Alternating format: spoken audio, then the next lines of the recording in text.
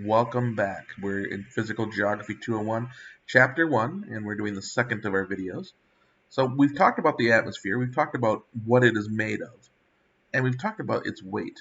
But let's talk about the components, how it's actually built. And our atmosphere is layered.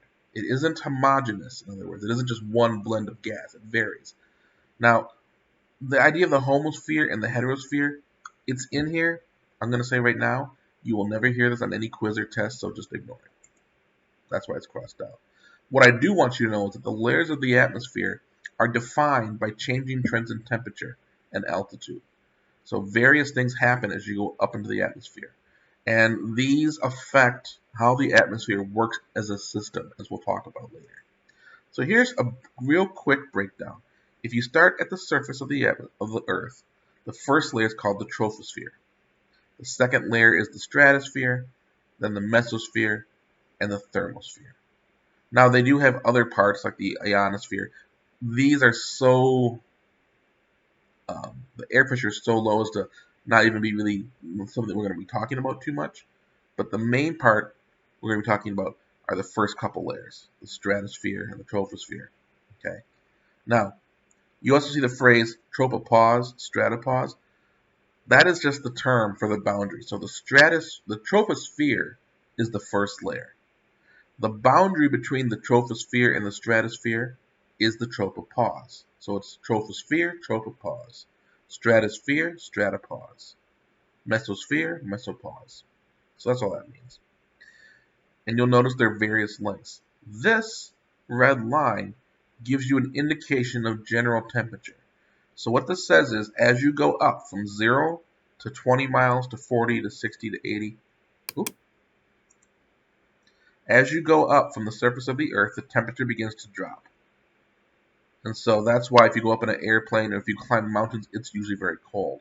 But at a certain point, and we'll talk about it, at the end of the troposphere, something happens, which we'll discuss later, that allows the temperature to rise.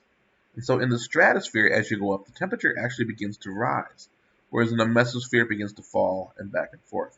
So these define the various levels.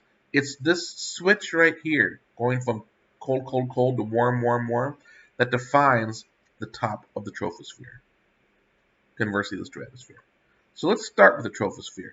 It's the first layer. It is the one that is right on the surface. It's about maybe roughly 8 miles in height. Most important thing is all weather. Wind, rain, snow, sleet, all occurs in this layer. The next one up is the stratosphere. It goes between roughly 8 and 30 miles up here. And what makes this different from the stratosphere is a temperature inversion. So remember, as we go up in the troposphere, it's getting colder, but in the stratosphere, it gets warmer. And so that's a change in temperature, an inversion. And that inversion acts like a lid to keep the stratosphere on top of the troposphere. Okay? The last two, the mesosphere and the thermosphere, we really aren't going to talk much about them. They don't really interact with us too much. We will a little bit, but not too much. Just to know that roughly between 30 and 50 miles from the mesosphere and about roughly 370 miles to the thermosphere. So how do we know about this? How do we study it? Well, the very first way we studied it was by early manned balloon flights. Later on, and these were actually quite interesting because one of the things they learned was as you went up in a balloon, air pressure dropped, which made it harder to breathe. There was less air, and it was cold. They didn't know this, and some of them actually almost died. Today, we still do balloons. These are weather balloons. You can go buy these actually at many science supply stores, and they can go 50, 60 miles up in the atmosphere. And they carry a probe right here. This metal probe is called a sonde. And inside of that, you have all sorts of instruments like thermometers and wind gauges. Some people put cameras in there. And what's really changed how we study the atmosphere are satellites. So satellites have allowed us to explore the Earth from above in ways we never dreamed of before. I just want to kind of toot my own horn. I found it interesting that one of the very first balloonists was a female named Jeanne Labrosse, who is one of my far, far, far distant cousins, like 15th cousin, 15 times removed, but one of the first balloonists in the 1800s. So we talked about the troposphere, right? as we go up from the surface of the Earth, the air temperature generally decreases. And they call that the environmental lapse rate. In other words, at what rate does it cool? Now, there is an actual formula. The average rate is about 6.5 degrees per 1,000, or 3.5 degrees for every 1,000 feet. So every 1,000 feet, it drops about roughly 3.5 degrees. You don't have to memorize the formulas. There will be no math in this class. As you see me try to figure out math with longitude and latitude, not my strong point. What you need to know is that the environmental lapse rate just says that given the data of altitude and temperature, you should be able to plug these formulas in and determine average temperatures. Okay. Sometimes we actually have a temperature inversion, different temperatures on top of each other in the troposphere. Because generally speaking, in the troposphere, as you go up, it should get colder. But sometimes we'll have a layer of warm air over top cold air. It does happen, usually in valleys, right? A U-shaped valley. If there's warm air on top of it, it can act like a lid.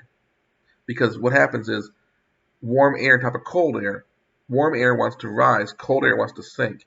And what happens is, if that's happening, any air in that valley gets stuck there. It won't dissipate. And so if there's pollution in that valley, it'll stay there. Here's a good example. This is Salt Lake City, Utah. It's surrounded by mountains. And you can see right here this layer of clouds. And on top of this is a layer of warmer air that basically acts like a lid. And so it keeps these clouds here. And if there's any pollution from the cars or from factories, that gets stuck there too. Here's a better example. This is Beijing in China. You can see the mountains off in the distance. This is the same location, 24 hours different. A temperature inversion moved in and basically covered the city like a lid. This is one of the reasons why China, especially Beijing, has some of the worst air in the world, because when they do have these inversions, all the pollution from their factories and their cars gets stuck there. It's a huge issue in Mexico City as well. So we talked about the troposphere, right? It's where all the Earth's weather occurs. Almost 80% of all the mass of the air is there too. So it's the main component of the atmosphere. Even though it's very thin, it has the most of it. The other thing is, it experiences vertical mixing. And what that means is, in the different layers, how air moves around. In the troposphere, we feel winds blowing east and west, but there's also winds blowing up and down, much more so than the other layers. But it does end, and that's the tropopause. This is kind of a unique visual. This is a huge thunderstorm. In the thunderstorm, the clouds are rising up. They're very, very warm. They want to rise. And when it hits the tropopause, right, that temperature inversion of the stratosphere acts like a lid. You can see right here, it ends. It just kind of comes up and becomes flat. As we said, the troposphere, right, the height of it on average is about 8 miles. But in the equator, it's much warmer. And so the warm air expands. So it's twice as high. And it's much lower at the poles, because the poles are so cold. And also, because the Earth spins, the air kind of bulges up just like it does as a planet. So at the equator, the troposphere is about maybe 11 miles versus only 5 at the North Pole on average. Right. So the next layer is the stratosphere. And I find this interesting image. This is a picture from the space shuttle in orbit. And you can see here, this is the Earth. This is the troposphere, the first layer. So you can see all of the dust and the dirt and the clouds. It gives it kind of an orangish tint, like it's sunset, right? But right here, there's that level. This is the stratosphere, completely blue. Why?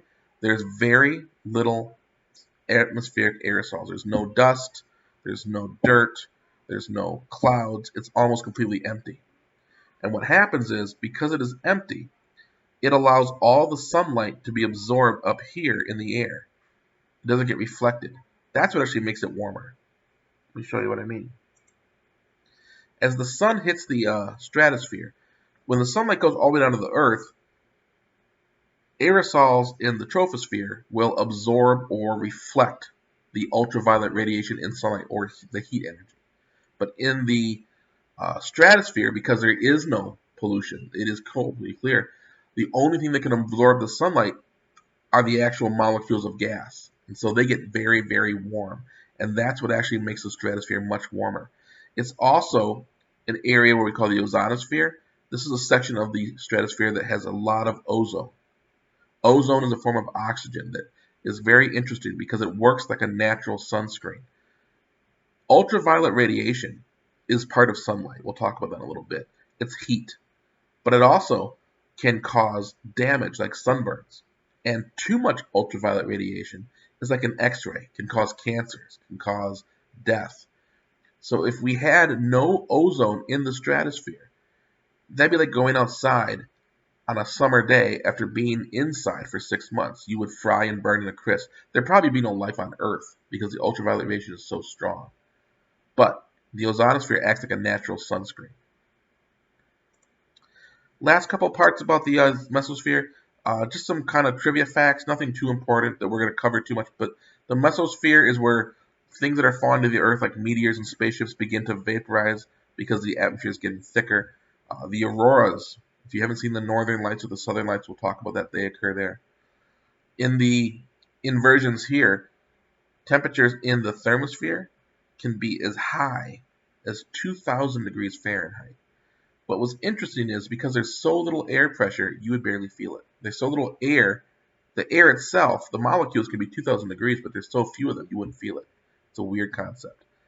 And then the last part, where the molecules of the atmosphere finally get so high up that they begin to float away into space, they're not held by the gravity, that's called the exosphere. That's kind of where the atmosphere ends. All right, we're going to finish up this little part before we take our break with the idea of the ionosphere. The ionosphere, you don't really need to know too much about it other than it is very high in the mesosphere.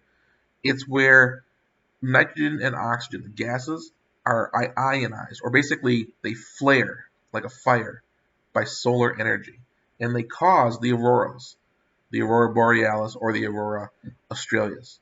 The aurora borealis, the northern lights, and the aurora australis, southern lights, occur. They look like these big, huge glows of fire in the sky. And what it is the sunlight hits the Earth, the high energy gamma waves the sun gives out that do not come to the surface of the Earth hit the gas, the oxygen, the nitrogen, and they basically cause flares. You only see it near the poles. It's due to the interaction of the gas, the solar waves, and Earth's magnetic fields, but it looks like this. If you were in far north in Canada, you would see this. From space, it looks like this. You probably won't see them ever from Chicago. Once in a while you might, but our skies are too bright. But if you go further north into Canada or Alaska, they are very bright. All right, again, we're going to pause right here, and when we come back, we'll start with our third section.